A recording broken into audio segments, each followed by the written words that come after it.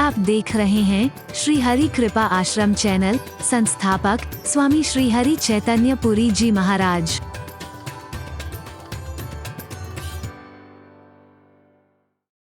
पैर पृथ्वी पर रखे हैं, लेकिन हमारे हाथ तो ऊंचे बनाए हैं ना। और हरि चैतन्य जैसे, खाली हरि चैतन्य नहीं, हरि चैतन्य जैसे कितने लोग आते हैं जो बात बात में हाथ ऊंचे उठवाते हैं। पहले ही ऊंचे बनाए हैं प्रकृति ने, और ऊंचे, यानी इन हाथों से ऊंचे ऊंचे कर्म करना, कभी नीचे कर्म करने की कोशिश मत करना। और तीसरा भाव मुझे लगता है हाथ ऊपर करने का, क्योंकि बहुत ढोंग पाखंड और अंधविश्वास की चौखटों पर नाक रगड़ते हो। स्वयं भाग्य का निर्माता होते हुए तू भाग्य भाग्य चिल्लाता है। ना परमात्मा पर भरोसा है, ना तुझे सदगुरु के वचनों पर भरोसा है, ना अपने आप पर भरोसा है। जहां तहां भिखारी बनके मेरा हाथ देखो जरा, भविष्य क्या है मेरा। अरे तेरे हाथ में बुरी भी रेखा तेरे अनुसार होंगी ना। वैसे तो मैं कहा करता हूं भाग्य तो उसका भी जिसके हाथ ही नहीं है। बोलो ना, वो क्या दिखाएगा? जिसके हाथ ही नहीं है भाग्य तो उसका भी होगा ना। लेकिन परमात्मा ने दिए हैं। अगर तुम्हें लगता है कि इसमें गलत रेखाएं हैं, बुरी रेखाएं हैं, ऊंचा करो। परमात्मा की, गुरु की, संतों की दृष्टि पड़ गई, तुम्हारी बुरी रेखाएं खत्म हो जाएंगी, अच्छी रेखाएं आएंगी। करो ना फिर अब। हरि बोल, हरि बोल, हरि बोल। एक बार फिर बोलेंगे, बोलो भद्रा हनुमान जी महाराज की। बहुत सौभाग्यशाली हैं आप और हम सब कि आज शनिवार के दिन, सभी दिन शुभ है मेरे विचार में तो, लेकिन आप लोगों की और सबकी भावना होती है मंगल और शनि को आप बहुत विशेष तौर से आराधना करते हैं।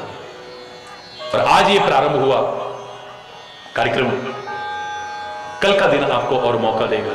परिपूर्ण जोर से बोलना। और मैं आपको हनुमान जी में पूरी भागवत सुनाऊंगा बस। हरि बोल।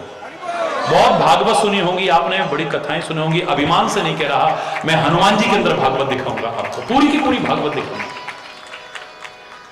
वहां से भाव सृजन, भावनाओं के दर्शन आज आपको कराए हैं, कल आपको कराऊंगा। ग से गर्व, अभिमान नहीं है, इसलिए उनका नाम ही हनुमान है। हनु कहते ठोड़ी को, इंद्र के वज्र से टेढ़ी हो गई थी, तब इनका नाम पड़ा था हनुमान। बजरंगी बन गए थे ये। लेकिन हनुमान का एक सुंदर भाव मेरे विचार से लगता है कि जिसने अपने मान का, अभिमान का हनन कर दिया है, खत्म कर दिया है, वो है मेरा हनुमान। और भागवत का दूसरा अक्षर यही है, गा से गर्व भंजन हो जाए। जहां गर्व न रहे हमारे अंदर, अभिमान न रहे अंदर। हे गर्व भरा मस्तक मेरा। एक पंक्ति यहां से शुरू करते हैं और कल प्रारंभ करेंगे। ये गर्व भरा मस्तक मेरा, प्रभु चरण धूलि तक झुकने दे। ये गर्व भरा मस्तक मेरा, अहंकार विकार भरे मन को, अहंकार विकार भरे मन को, निज नाम की माला जपने दे।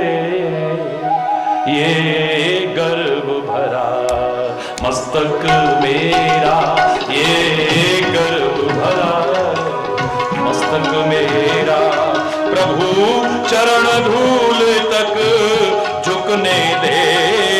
अहंकार विकार भरे मन को, निज नाम की माला जपने दे। ये गर्व भरा मस्तक मेरा, मस्तक मेरा, मस्तक मेरा।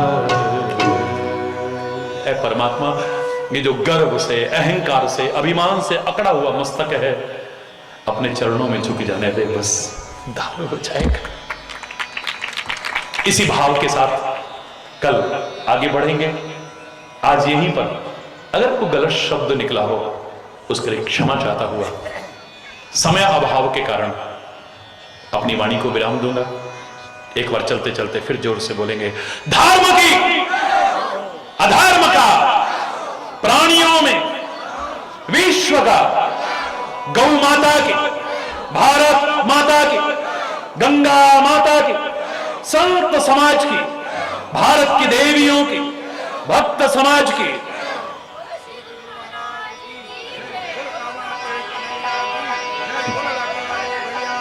बोलो वृंदावन बिहारी लाल की जय। जय जय श्री राधे श्याम राम। हरि बोल, हरि बोल।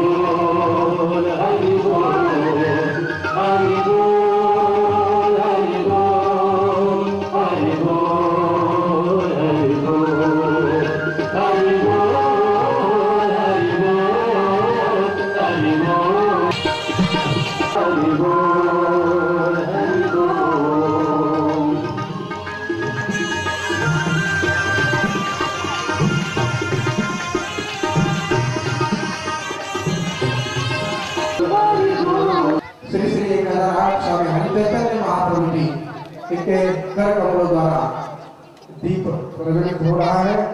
जोर से सभी ने हरि बोल का नारा देना है। हरि बोल, हरि बोल, हरि बोल। महाप्रभु जी के साथ है महामंडलेश्वर श्री श्री 1008 स्वामी भगवतानंद गिरी जी महाराज कैलाश आश्रम। मैं हरि कृपा सेवा समिति की ओर से सभी का यहाँ हरि बोल, हरि बोल। मुरलीधर लक्ष्मण राम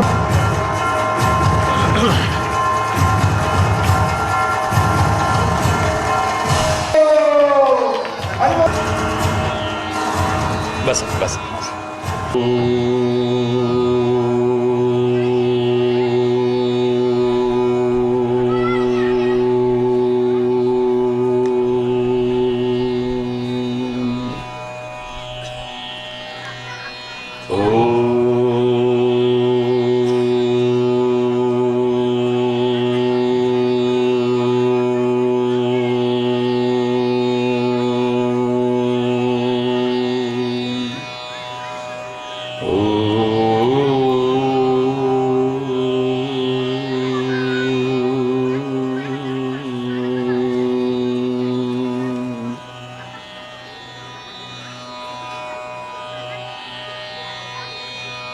सर्वे भवन्तु सुखिनः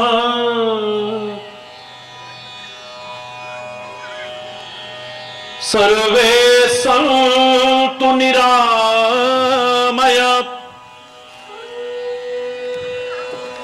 सर्वे भद्राणि पश्यन्तु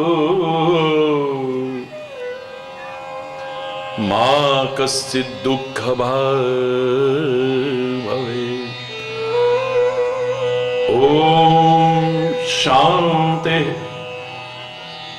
शांति शांति।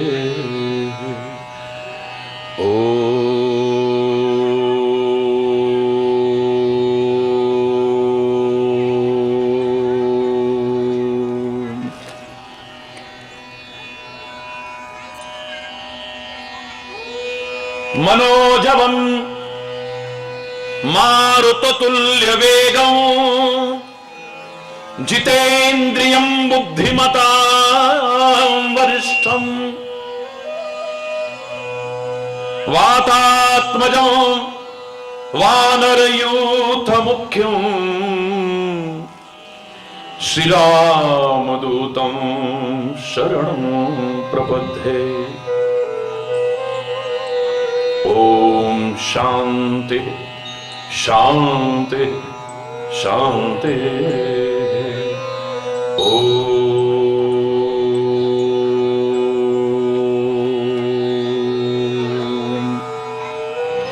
रामाय रामभद्राय रामचंद्राय वेधसे रघुनाथाय नाथाय सीताया पतये नमः। ओम शांति शांति शांति। ओम चैतन्य शाश्वतं शांतं व्योमातीतं निरंजनं नादबिन्दुकलातीतं तस्मै श्री गुरुवे नमः। ओम शांति शांति शांति।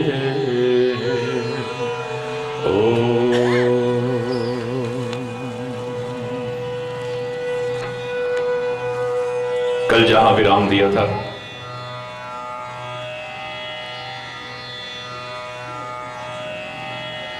भगवान भद्रा हनुमान जी के चरणों में प्रणाम करते हुए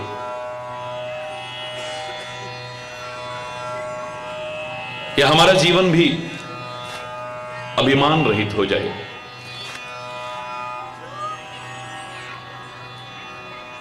निश्चलता आए, निस्वार्थता आए, निष्कपटता आए।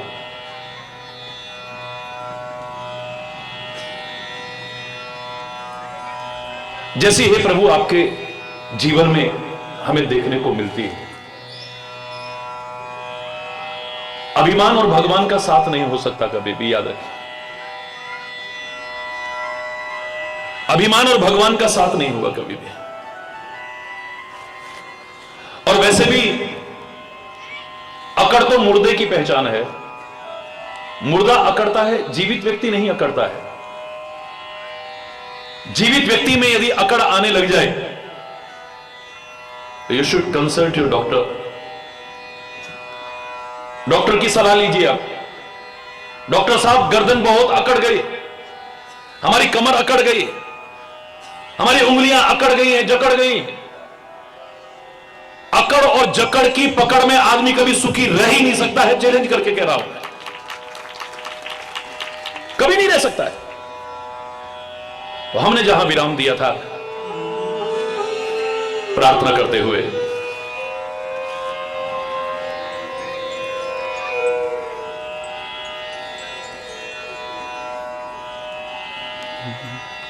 ये गर्व भरा मस्तक मेरा, ये गर्व भरा मस्तक मेरा, प्रभु चरण धूलि तक झुकने दे। अहंकार विकार भरे मन को, अहंकार विकार भरे मन को, निज नाम की माला जपने दे। ये गर्व भरा मस्तक मेरा, ये गर्व भरा मस्तक मेरा, चरण धूलि तक झुकने दे। अहंकार विकार भरे मन को, अहंकार विकार भरे मन को, निज नाम की माला जपने दे। ये गर्व भरा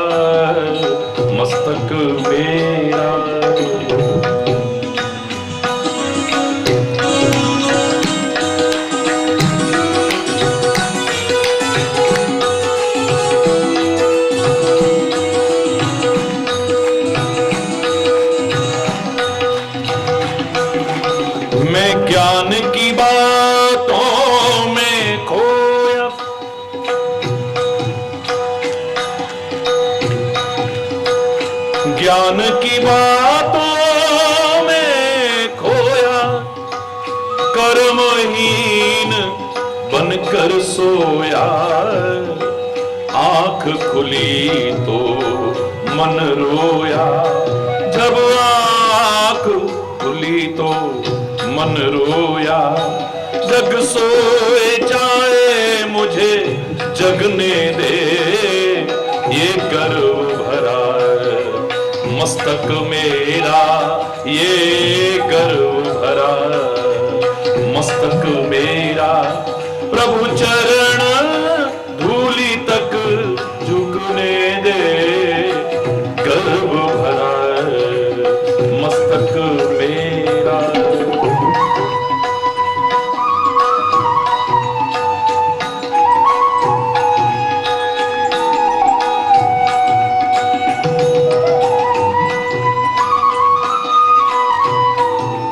हरि बोल।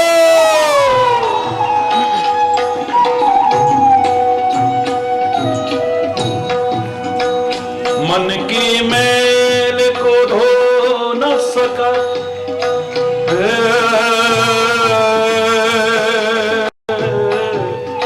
हरे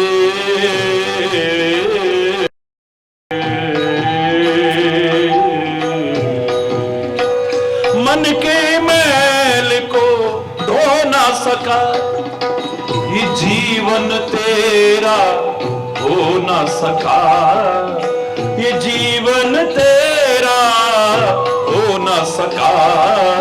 अहंकार विकार भरे मन को, अहंकार विकार भरे मन को। निज नाम की माला जपने दे, ये गर्व भरा मस्तक मेरा।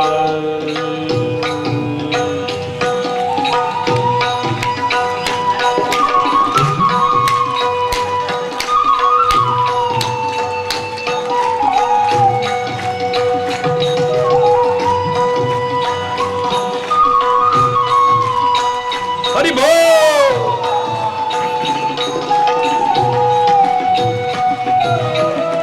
जैसा भी हूं मैं खोटा या खरा, मैं खोटा या खरा।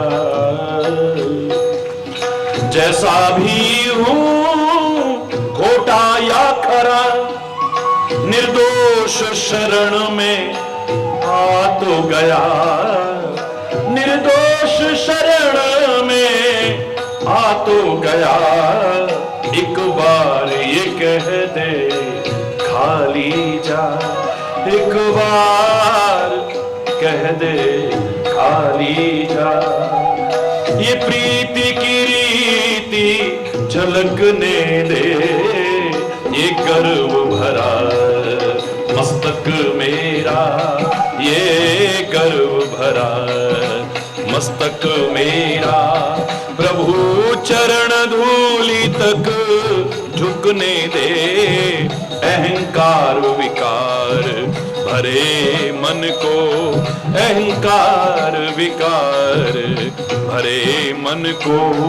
निज नाम की माला जपने दे, ये गर्व भरा मस्तक मेरा, ये गर्व भरा मस्तक मेरा, ये गर्व भरा मस्तक मेरा।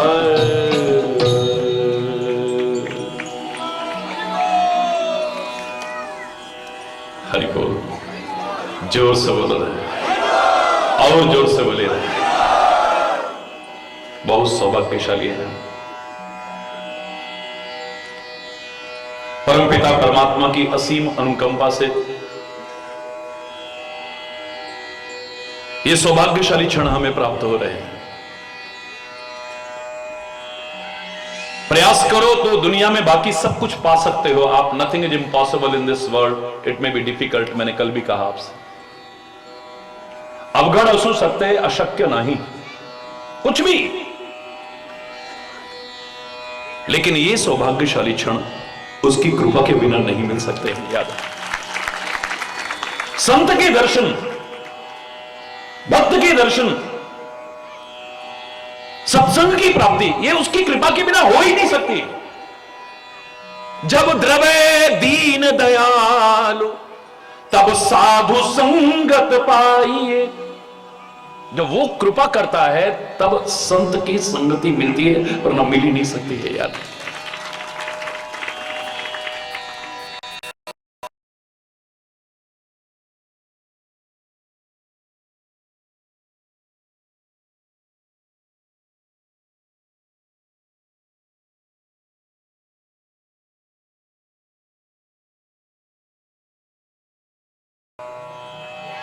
क्या मेरे जीवन में ऐसा सौभाग्य मिलेगा कि परमात्मा मुझ पर कृपा करे?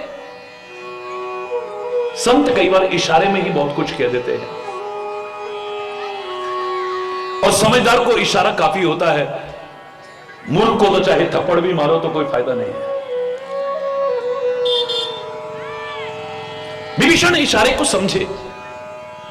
विभीषण कहने लगे, पवन पुत्र हनुमान, मुझसे गलती हो गई है, क्षमा चाहता हूं, मैं कान पकड़ करके क्षमा चाहता हूं। मैं नहीं कह रहा, रामायण के शब्द है।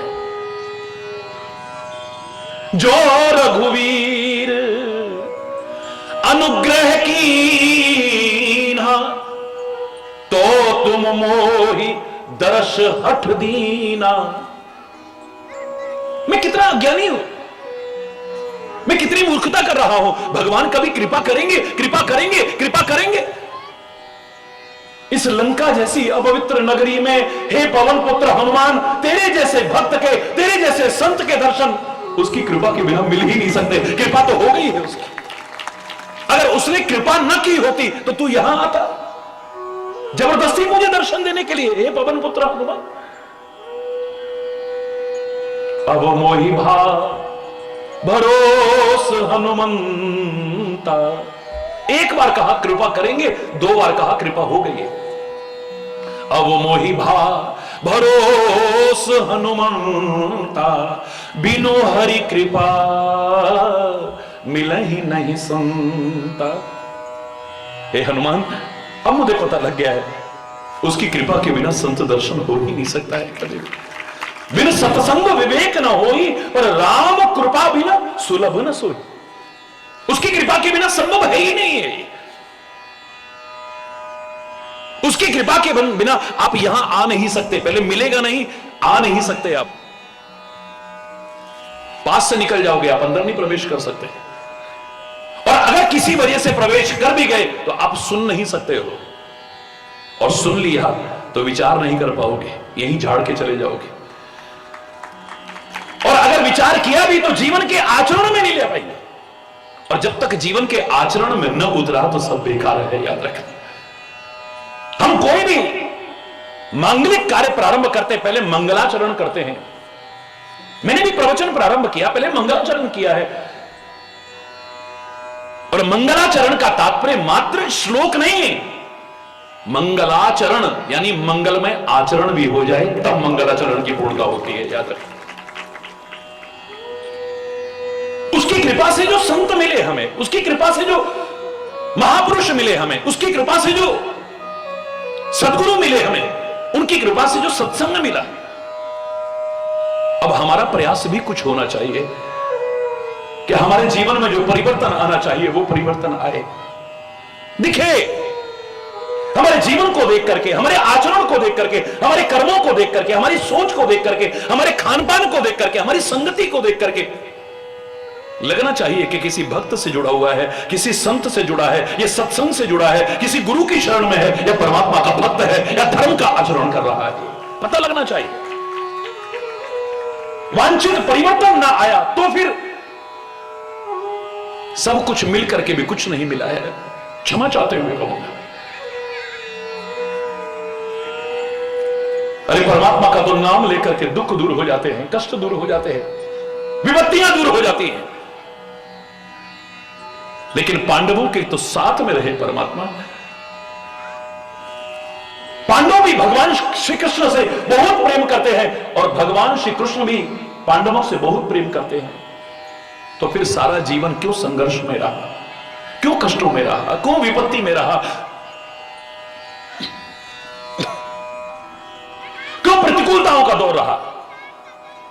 आखिर मुसीबतें क्यों मंडराती रही उनके जीवन पर?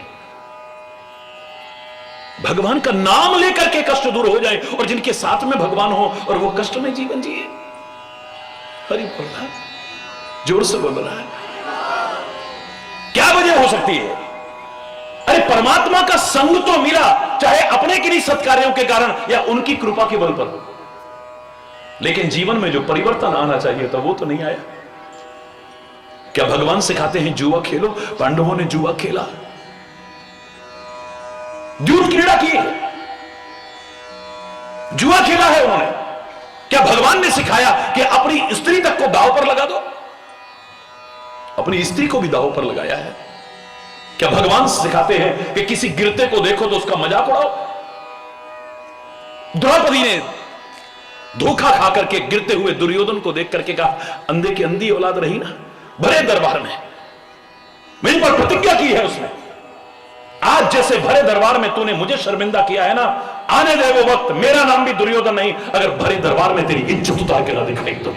वहीं से सारी जड़ पैदा हो गई महाभारत की। कोई परिवर्तन आना चाहिए ना, यदि परिवर्तन नहीं आया तो फिर अधूरा है सारा का सारा।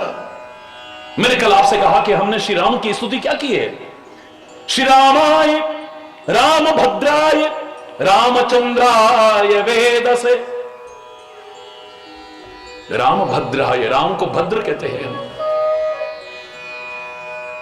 भद्र है वो, और उसकी जो चरण और शरण में है वो हनुमान भी भद्र कह पाता है। मजा तब है, वो भी भद्र है।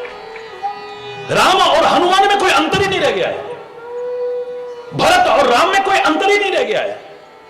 आप कहते हो राम भी सांवरे हैं और भरत भी सांवले हैं, तुम बाहर बाहर देखते हो, लेकिन मैं कहता हूं जिसने पूरी तरह परमात्मा के रंग में अपने आप को रंग लिया है वो भरत राम से भिन्न नजर नहीं आता है। कुछ तो परिवर्तन आना चाहिए ना, फिर भी वही सोच रही, वही कर्म मिले, वही आचरण रहा, वही खान पान रहा, वही संगति रही।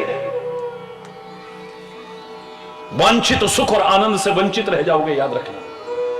जो मिल सकता है उससे वंचित रह जाओगे।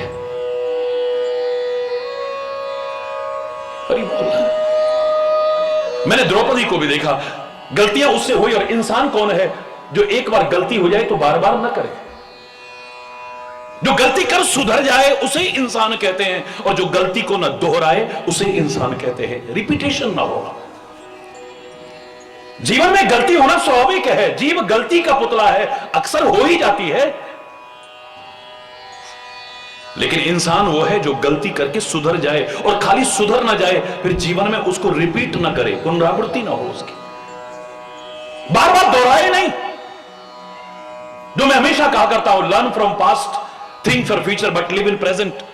भूतकाल से प्रेरणा लो, हो चुकी गलतियों को सुधारो, भविष्य के लिए योजना चाहे बनाओ, लेकिन वर्तमान में जीना सीख लो बस। और हमारा तो ज्यादा टाइम किस में निकलता है? या तो भूतकाल के लिए रोते हुए, हमारी तो जिंदगी बेकार हो गई, हम कुछ नहीं कर पाए, हम कुछ नहीं बन पाए, हमारा तो ऐसे ही निकल गया। अरे निकल गया सो निकल गया, बीती ताही विसार दे, अब आगे की सुध ले, जो बचा है इसे तो संभाल ले। उस महिला को कौन समझदार कहेगा जो उबलते हुए दूध को देख करके क्या कहे, दूध उबल गया, दूध उबल गया, दूध उबल गया। अरे उबल गया सो उबल गया, जो बचा है इसे उतार ले, वरना वो भी उबल जाएगा, याद रखना। समझदारी इसमें, जो उबल गया सो उबल गया। या तो हम भूतकाल के लिए रोते रोते अपने समय बर्बाद करते हैं, या भविष्य के लिए पता नहीं हमारा क्या होगा, पता नहीं हमारा क्या होगा, पता नहीं हमारा क्या होगा। भविष्य के लिए किसने देखा है भविष्य? सामान्य 100 बरस का पल की खबर नहीं है। अरे बोल, जोर से बोल रहा है। सामान्य 100 बरस का पल की, भगवान सबको लंबा जीवन दे, दीर्घ जीवन दे, सुखी समृद्ध जीवन दे, खुशहाल जीवन दे, लेकिन एक क्षण का भरोसा नहीं। क्षण भंगुर जीवन की कलिका, कल प्रातः को जाने खिली न खिली। मलया गिर की शुचि शीतल मंद, सुगंध समीर चली न चली। कलिकाल कुठार लिए फिरता, तन नम्र है चोट झली न झली, भजले हरि नाम हरि रसना, फिर अंत समय को हिली न हिली। एक क्षण का भरोसा नहीं है। कर लो सो काम और भज लो सो राम, हरि बोलना। जो सोचता बस भविष्य की है वह वर्तमान भी खोता है। आनंद उठा सकता वो नहीं, तीनों कालों में रोता है। और जिसने देखा है वर्तमान, तीनों ही काल संवार लिए। जिसने वर्तमान को संवारा है उसका भूत और भविष्य अपने आप संवरता है। मेरे प्यारे बच्चों, मेरे प्यारे भाइयों, मेरी प्यारी बहनों, क्योंकि भूतकाल इस वर्तमान के पेट में से निकलना है। यही जो वर्तमान के क्षण है, थोड़ी देर बाद क्या बनने वाले हैं? भूतकाल। और जो भविष्य है उसने भी वर्तमान की सीढ़ी पर आना है। जो भविष्य का अगला क्षण है वो थोड़ी देर बाद वर्तमान बनने वाला है।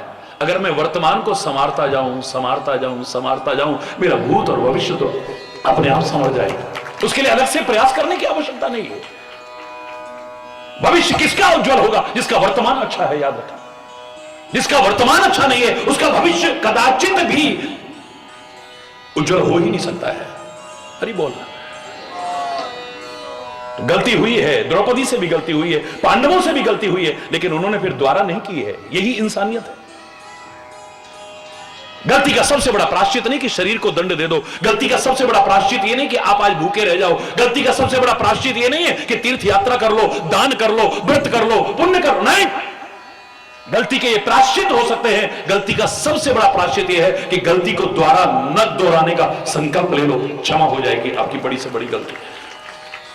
हम गंगा जी की स्तुति करते हैं तो क्या कहते हैं? गंगा गंगेति यो ब्रूयात योजना नाम शतैरपि मुच्यते सर्व पापेभ्यो। गंगा गंगा गंगा गंगा शब्द का उच्चारण भी करते हैं 100 योजन दूर, यानी 400 कोस दूर, यानी 800 मील दूर, यानी 1000 से भी ज्यादा किलोमीटर दूर से गंगा शब्द का उच्चारण भी हमारे जन्म जन्म के पापों को नष्ट कर देता है? अब कोई तर्क करे कि जन्म जन्म के पाप तो दूर, 1 वर्ष के पाप तो दूर, 1 महीना पाप करो, 2, 4, 5, 10 लाख रुपए कमाओ, फिर एक दिन गंगा जी नहाओ। फिर 1 महीना पाप करो, एक दिन गंगा जी नहाओ। फिर 1 महीना पाप करो, फिर एक दिन गंगा जी नहाओ। तो क्या गंगा जी माफ कर देंगी? बोलो, मैं आपसे पूछता हूं, क्यों? 1000 किलोमीटर दूर से गंगा नाम लेने से जन्म जन्म के पाप धुल सकते हैं, तो 1 महीने के पाप गंगा स्नान से क्यों नहीं धुलेंगे? इसलिए नहीं धुलेंगे क्योंकि गलती का सबसे बड़ा प्रायश्चित तो किया ही नहीं है। और गलती का सबसे बड़ा प्रायश्चित है कि उसका रिपीटेशन ना हो, बार बार दोहराए नहीं, पुनरावृत्ति ना हो। तुम्हारी गलती क्षमा हो सकती है। चैलेंज करके कह रहा हूं, नहीं की उन्होंने गलती। फिर उसके बाद इतिहास उठा करके देखिए, एक दिन ऐसा आया, महाभारत का युद्ध अगर आपने देखा हो, द्रौपदी के 5 बच्चों की नृशंस हत्या की गई, टुकड़े टुकड़े कर दिए गए। 5 बच्चों की, 5 पुत्रों की नृशंस हत्या, टुकड़े टुकड़े किए गए। सुनने वालों के दिल दहल उठे हैं। एक मां के कलेजे पर क्या बीता होगा ये मां ही जान सकती है। मां के दिल को तो भगवान भी नहीं समझ पाएगा, इतना तो मैं कह सकता हूं। और इसलिए मैं मां को अगर भगवान का रूप भी कह दूं तो कोई अतिशयोक्ति नहीं है, मेरे लिए भगवान का रूप है वो। कहते रहे लोग इसे अंधश्रद्धा। अरे मैं ढोंग पाखंड के खिलाफ हूं, आडंबर के खिलाफ हूं, अंधविश्वासों के खिलाफ हूं, लेकिन माता पिता के प्रति सम्मान की भावना रखना अंधश्रद्धा नहीं है। मैंने कल भी कहा, अपने संतों के, अपने भक्तों के प्रति, अपने तीर्थों के प्रति, अपने देवों के प्रति, अपने अवतारों के प्रति, अपने राष्ट्र के प्रति श्रद्धा रखना यह अंधश्रद्धा नहीं हो सकती कदाचित। इन्हें जो अंधश्रद्धा कहता है, मैं तो उन्हीं को अंधा कहता हूं, क्योंकि ये तो हमें ठोकरों से बचाती है, ये तो हमारी आंखें खोल देती है, हमें ढोंग और पाखंड में जीना नहीं सिखाती, हमारी कमियां दूर करती है। एक मां के दिल पर क्या बीत रही होगी, मां के दिल को मां ही समझ सकता, कोई और नहीं समझ सकता है। दुनिया का कोई कभी मां की उपमा नहीं दे पाया।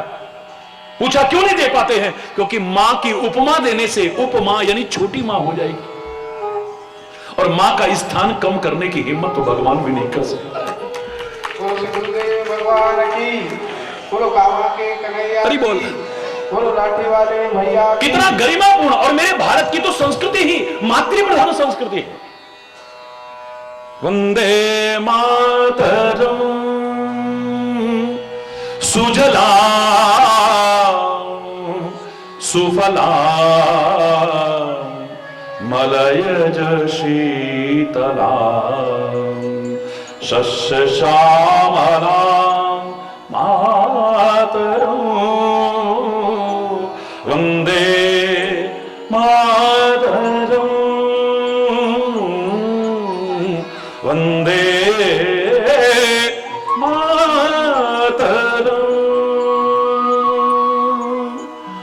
यहां तो मां के बिना कुछ है ही नहीं।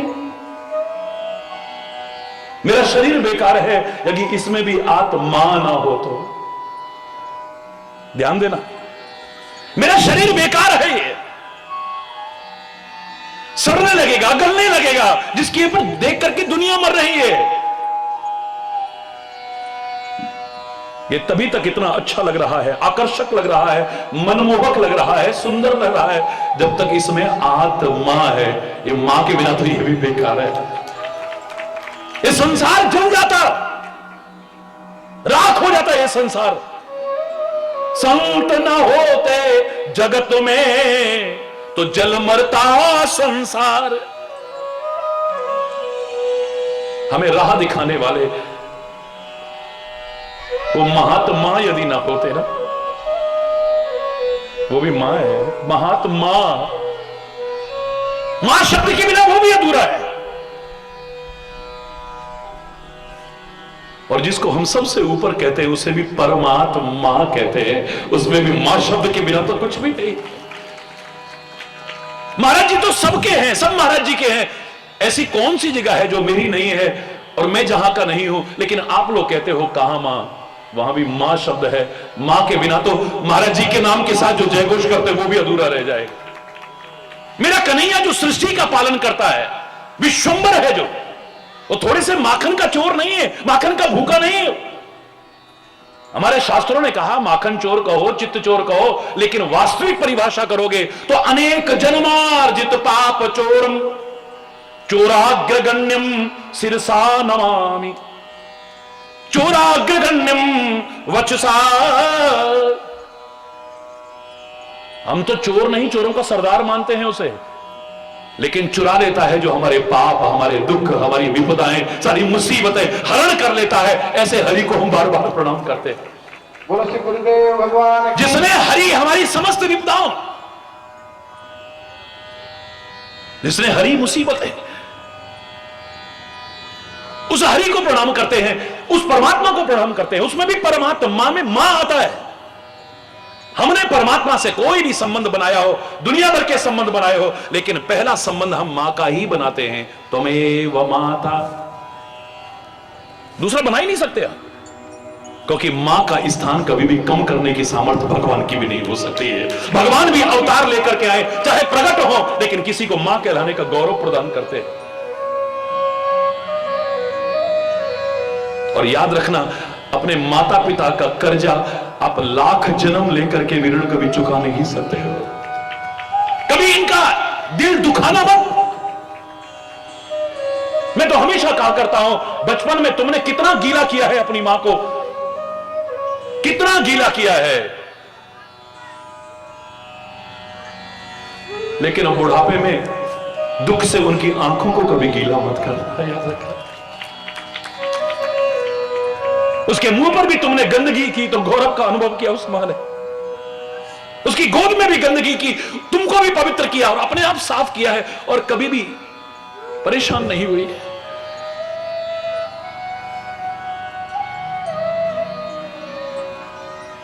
करीब बोल, अपने बूढ़े वृद्ध माता पिता को कुछ और दे सको न दे सको कोई बात नहीं है। सोना मत देना, चांदी मत देना, हीरे जवाहरात मत देना, मेवा मिष्ठान भी मत देना। सुबह शाम बड़ी श्रद्धा से प्रणाम करके पूछना, आई बाबा कैसे है, कैसा है, चांगला है, ठीक हो? मैं कह रहा हूं आपने सब कुछ दे करके भी अगर प्यार से इतना नहीं कहा तो अधूरा है, और इतना कह दिया ना सब कुछ मिल गया, सब कुछ मिल गया। कैसे हो आप? ठीक है आप?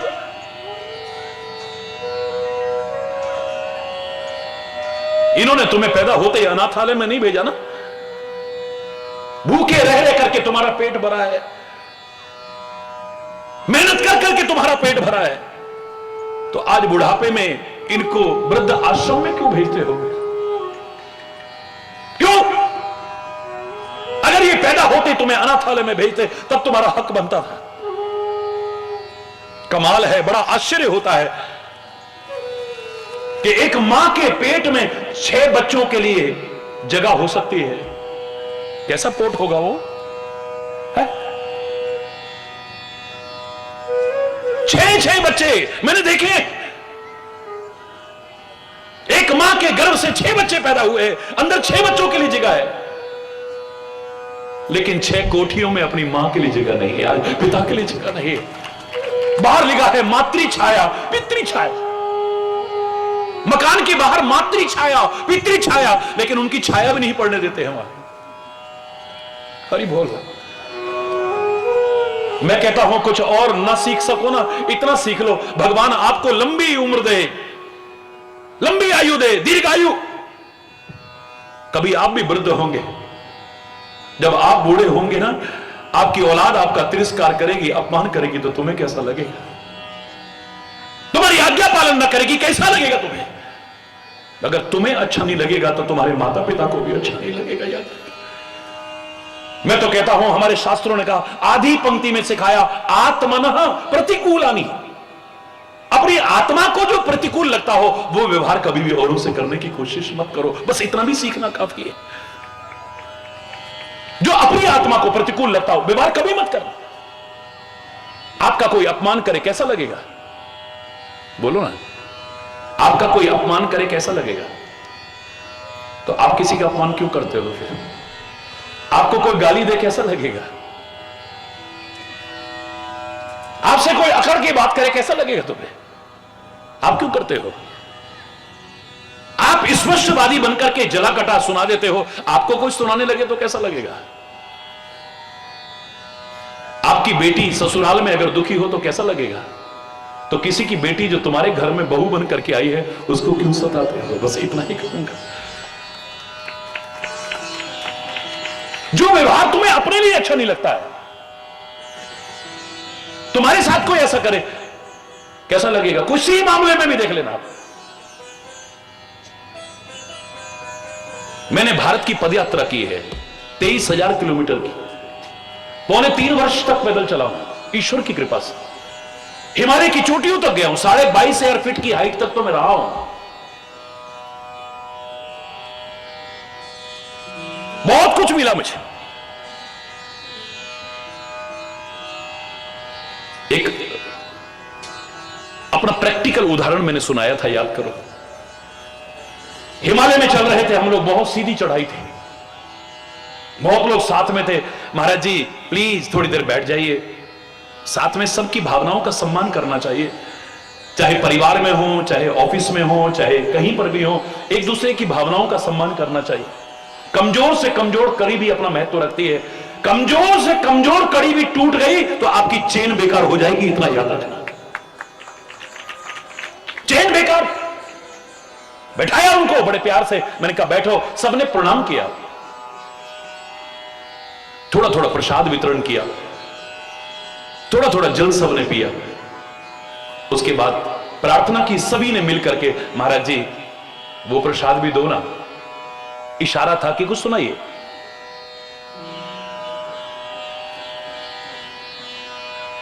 वो प्रसाद भी दीजिए ना आप।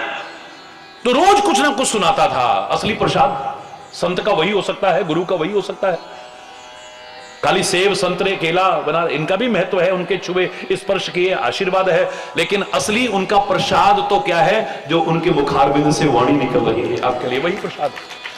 और उनकी सबसे बड़ी और सबसे सच्ची सेवा भी यही है कि आप उसके अनुसार अपना जीवन बना लो, बस।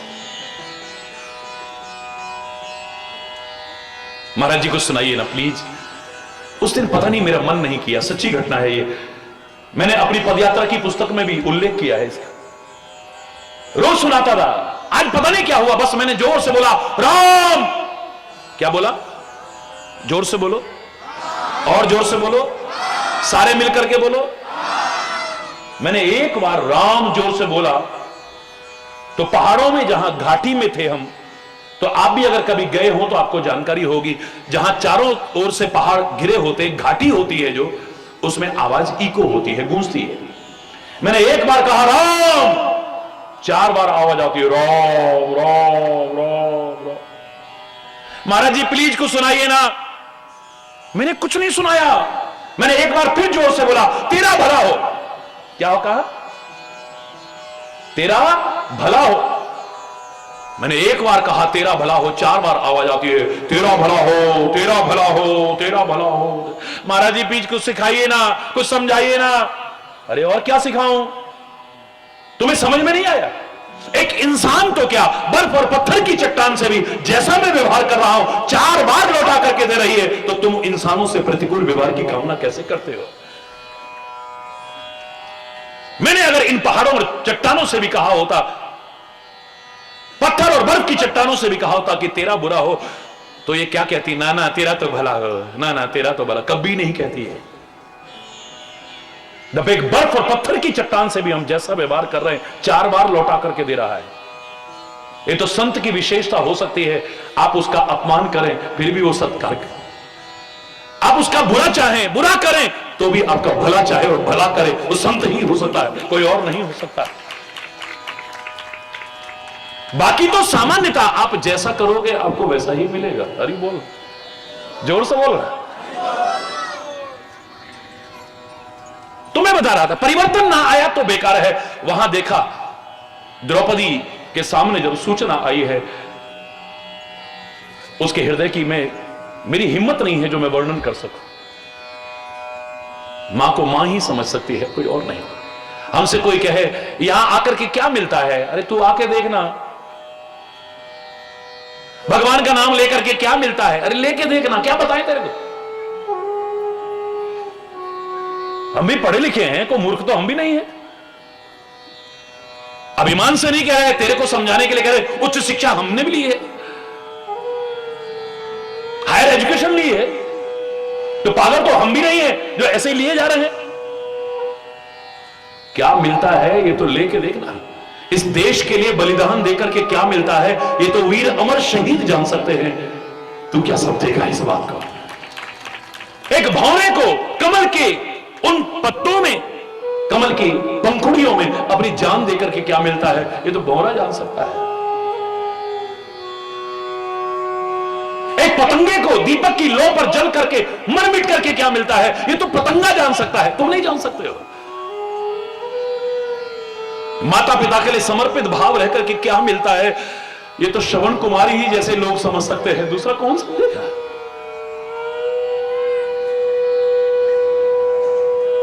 गुरु के प्रति श्रद्धा से हमें क्या मिलता है ये तो एकलव्य जैसे मान सकते हैं।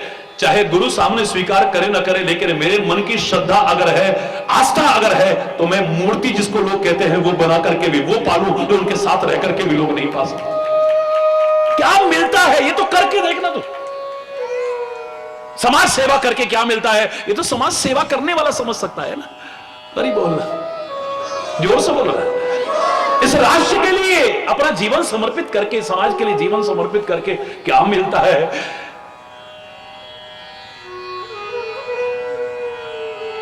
ये तो करके देख। पहले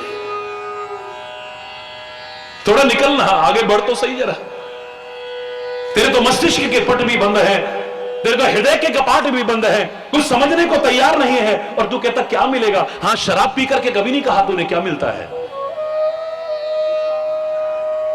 तंबाकू का सेवन करके तूने कभी नहीं कहा क्या मिलता है।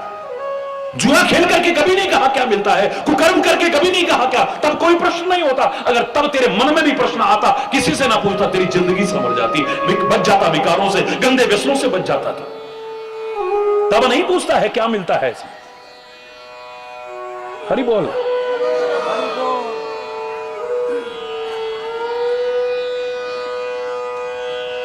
हर ओर रुदन है, करुणा है। त्राही त्राही मची हुई है आज, इतना अनर्थ। ये अश्वत्थामा ने अच्छा नहीं किया है, द्रोणपुत्र ने अच्छा नहीं किया है, इन बच्चों को टुकड़े टुकड़े कर दिया। इतनी निर्दयता कैसे आ सकती है? रहा नहीं गया है। पांचों पांडव जाते हैं, भगवान कृष्ण को साथ में लेके जाते हैं और अश्वत्थामा को बांध करके ले आते हैं। अश्वत्थामा को बांध करके ले आए, ला करके द्रौपदी के चरणों में डाल दिया है, बंधन में है। द्रौपदी एक मां का अपराधी तेरे सामने है, इसको दंड देने का अधिकार खाली तेरे को है। तेरे 5 बच्चों की नृशंस हत्या की है इसने।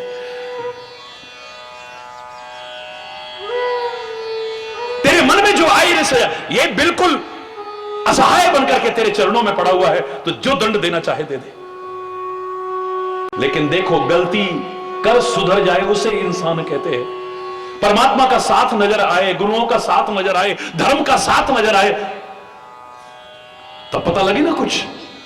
द्रौपदी कहती है बहुत गलतियां कर चुकी हो, आज तो मैं इतना कह सकती हूं इसके बंधन खोल दो। क्या कहती हो द्रौपदी? इतनी लड़ाई करके हम लाए, इतनी मेहनत करके इसे बंधन में बांध करके लाए, और तुम कहती हो बंधन खोल दो, बंधन मुक्त कर दो। बोले हाँ, इसे खोल दो, खोल दो इसे। युद्ध भूमि में वीरों की तरह युद्ध करते हुए चाहे जो दंड देना, लेकिन कायरों की तरह यहां में इसे दंड नहीं दे सकते।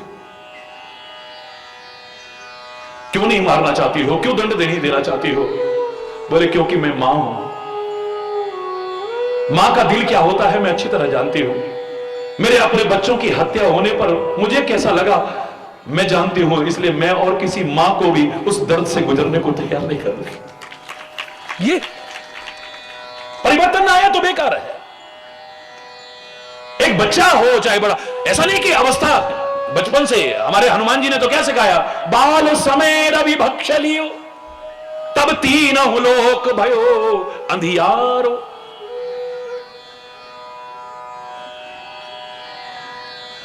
त्राही त्राही मच गई थी, अंधकार छा गया था बचपन में ही।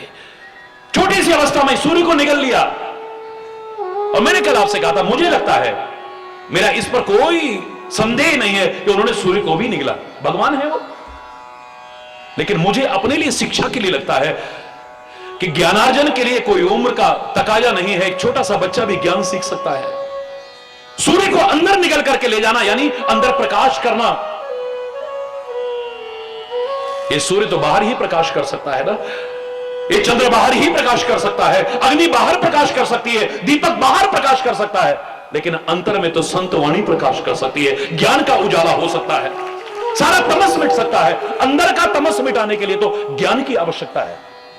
ये सूर्य प्रकाश का प्रतीक है, प्रकाश ज्ञान का प्रतीक है। मुझे लगता है कि बाल्यावस्था में ही ज्ञान अपने अंदर ले गए। अरे बोल, ज्ञानार्जन बाल्यावस्था से ही किया है।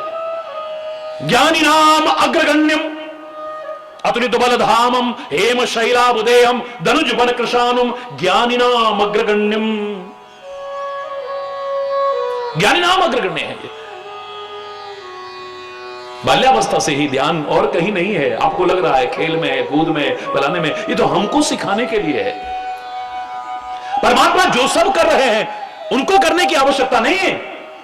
अवतार का तात्पर्य क्या है? नीचे उतर आना। अवतरण यानी नीचे उतर आना। मैं तो कहता हूं भगवान का ही अवतार नहीं होता है, माता पिता का भी अवतार होता है। बहुत पढ़े लिखे हैं, बहुत शिक्षित हैं, बहुत उच्च चिंतन है, लेकिन एक छोटे से बच्चे को अब ये को मां बाप का स्तर है। ये अपने स्तर से नीचे उतर आए हैं, काहे के लिए? बच्चे को सिखाने के लिए। यह अवतार है माता पिता का। एक शिक्षक कितना पढ़ा लिखा है, कितना पढ़ा लिखा है, लेकिन जब पहली क्लास में क से कबूतर, ए फॉर एप्पल, आ से अनार है, उसका स्टैंडर्ड है अपने स्तर से नीचे उतर आया है। खाली किस लिए? कि विद्यार्थी कुछ सीख सके। माता पिता बच्चों को सिखाने के लिए, शिक्षक विद्यार्थियों को सिखाने के लिए, संत समाज को सिखाने के लिए, गुरु शिष्य को सिखाने के लिए, और मैं कहूंगा भगवान दुनिया को सिखाने के लिए इनके स्तर पर उतर करके सिखाते हैं, तभी सीख पाते हैं। मैं अपने स्तर की चर्चा करूं, अगर यहां पर बैठ करके एक संत अपने चिंतन के स्तर की अगर चर्चा करे, बहुत से लोगों के तो सिर के ऊपर से निकल जाएगा, समझ में नहीं आएगा कुछ। अरे बोल, मेरा उद्देश्य पांडित्य प्रदर्शन नहीं होना चाहिए। मेरा उद्देश्य है कि सामने सुनने वालों को कुछ समझ में भी आ रहा है या नहीं आ रहा है। अरे बोल, जोर से बोलो। क्योंकि उद्देश्य आपको सिखाना है ना, आपको कुछ बनाना है ना, आपको समझाना है ना, और वो आपको आपके स्तर पर आकर के ही सिखा सकते हैं। और उसका प्रभाव बना रहे, उसके लिए बहुत जरूरी है कि अपने कथनी और करनी का अंतर भी मिटाएं। एक शराब पीने वाला चाहे कितना भी अनुभवी है, 50 साल शराब पी है, लेकिन वो किसी से कहे शराब मत पियो, वो जानता है बुरी चीज है, लेकिन क्या प्रभाव पड़ेगा उसको उपदेश का? खुद पीता है, हमको मना करता है। हरि बोल। एक जुआरी कितना भी अनुभवी हो, लेकिन किसी से कहे जुआ मत खेलो, कौन प्रभाव पड़ेगा? जो हम सिखाना चाहते हैं, जब तक हमारे जीवन के आचरण में नहीं आएगा, हमारे उपदेश का किंचित मात्र भी प्रभाव नहीं पड़ सकता है, दूरगामी प्रभाव नहीं पड़ सकता है। कई बार हम न भी कहें तो अपने जीवन आचरण से सिखा देते हैं। मेरे पवन पुत्र हनुमान ने तो अपने जीवन और आचरण से सिखाया है। मेरे परमात्मा श्री राम ने अपने जीवन और आचरण से सिखाया है। जगह जगह कथा करने की भी आवश्यकता नहीं पड़ी है, उपदेश देने की। उनका तो जीवन अपने आप में एक आदर्श है, उनका जीवन ही अपने आप में शिक्षा है, उनका जीवन ही उपदेश है अपने आप में। उसकी नकल भी कोई कर ले, नकल भी सही तरीके से नकल भी कर ले तो जीवन संवर जाए ना। एक मंत्री ने कहा अपने रावण से, महाराज से, महाराज आप चाहते हो कि सीता एक बार मेरी ओर देख ले, एक बार बिलोक मम ओरा, एक बार मेरी तरफ नजर भर के देख ले, यही चाहते हो ना? अरे आपकी तरफ सीता देखेगी तो क्या आपके चरणों में आकर के गिर जाएगी? ऐसा क्या तरीका है? लो महाराज मैं बताता हूं आपको। मंत्री ने बड़ा उत्साहित होकर के कहा, महाराज आप तो माया जानते हैं ना, आप राम का रूप धारण करो ना। आपने राम का रूप धारण करा नहीं और ये आपके चरणों में आई। और ही बोल, जोर से बोलो ना। रावण ने सिर पे हाथ मारा, दर्द तेरे की। क्या हुआ महाराज? बोले ये प्रयास तो मैं बहुत बार कर चुका हूं। है आपने राम का रूप धारण किया? बोले एक बार नहीं, कितनी बार किया है? तो क्या सीता आपके सामने आकर के चरणों में नहीं गिरी? बोले गिरती तो तब जब मैं सीता के सामने जा पाता।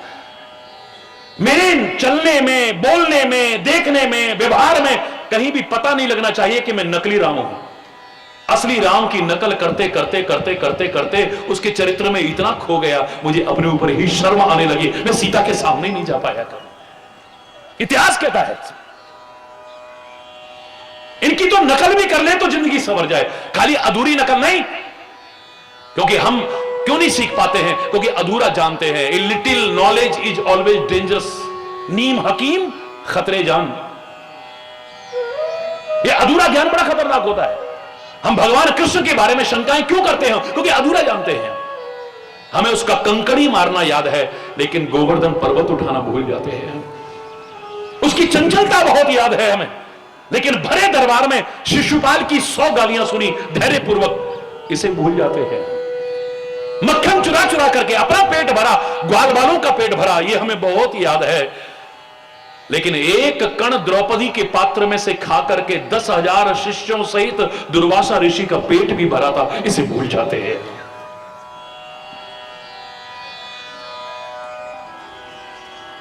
उसकी चीर हरण की लीला तो हमें याद रहती है, लेकिन भरे दरबार में एक अबला का चीर ऐसा बढ़ाया कि चीर का ही अवतार धारण कर लिया है। नारी में साड़ी है कि साड़ी में नारी है, समझ में नहीं आ रहा है। कहां से इतनी लंबी साड़ी आई होगी जो 10,000 हाथियों की ताकत वाला दुशासन खींचते खींचते हार गया, लेकिन साड़ी कम नहीं होती है। कहां से आई होगी? कौन सी फैक्ट्री की बनी हुई थी वो? हमें उसके गंवार ग्वाले का रूप याद है, गाय चराता था, लेकिन गीता का ज्ञान भी उसके मस्तिष्क में है, उसे भूल जाते हैं। गाय चराते चराते भी अपने मस्तिष्क की मनोभूति को इतना ऊंचा उठाया है, जब समय आने पर उसका चिंतन निकला महाभारत की युद्ध भूमि में, दुनिया वाह वाह कर उठती, वाह वाह वाह। कोई सानी नजर नहीं आता इस गीता का। अरे बोल रहा, जोर से बोल रहा है। बाल्यावस्था हो या वृद्धावस्था हो, अपने जीवन और आचरण से तो हमें सिद्ध करना है कि हम कैसा जीवन जी रहे हैं। आप रामायण को देखें और एक तरफ महाभारत को देखें, मैं दोनों का समन्वय करके बता रहा हूं कि वहां पर ये बच्चों की कथा भी मैंने आपको सुनाई, बाल और वृद्धावस्था की भी कथा सुना था। एक वृद्ध है, मानव नहीं पक्षी है, जिसके परिवार की कोई वधू नहीं है, जिसके परिवार का कोई सदस्य नहीं, जिसकी अपहरण करने की कोशिश की जा रही है, जिसके साथ अत्याचार हो रहा है। रावण को देखा एक नारी को ले जाते हुए, हा राम हा राम हा राम पुकारते हुए, हरि बोल रहा है।